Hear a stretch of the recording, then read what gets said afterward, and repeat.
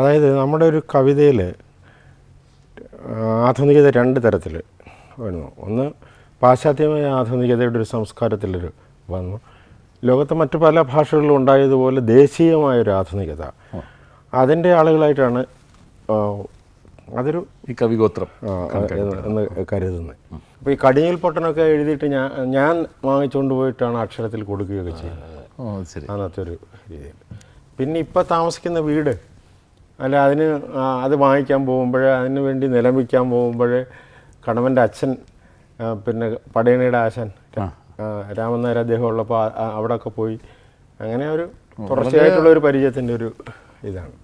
അദ്ദേഹത്തിൻ്റെ അച്ഛൻ പാടി ഞാൻ കേട്ടിട്ടുണ്ട്. ഞാൻ പറഞ്ഞിട്ടേ ഉത്സവത്തിനല്ലെങ്കിലും ഈ പടയണിക്ക് വേണ്ടി പടയണി പാട്ട് എന്നെ കട്ടിലിരുന്ന് പാടി കേൾപ്പിച്ചു എനിക്ക് വേണ്ടിയിട്ട്.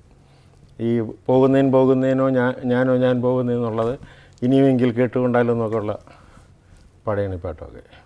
പിന്നെ ഒരു കാലത്ത് ഞങ്ങൾ ഈ കടമ്പന് പി.ആൻഡ് ഓഡിറ്റിന് പല സ്ഥലത്തും പോകുമല്ലോ. അപ്പോൾ ഒരു കാലത്ത് ഞങ്ങൾ രണ്ടും മാത്രമായിട്ടുള്ള കുറച്ച് കവിയരങ്ങൾ ഉണ്ടായിട്ടുണ്ട്. അത് ഞങ്ങൾ തലേന്നേ പോകും.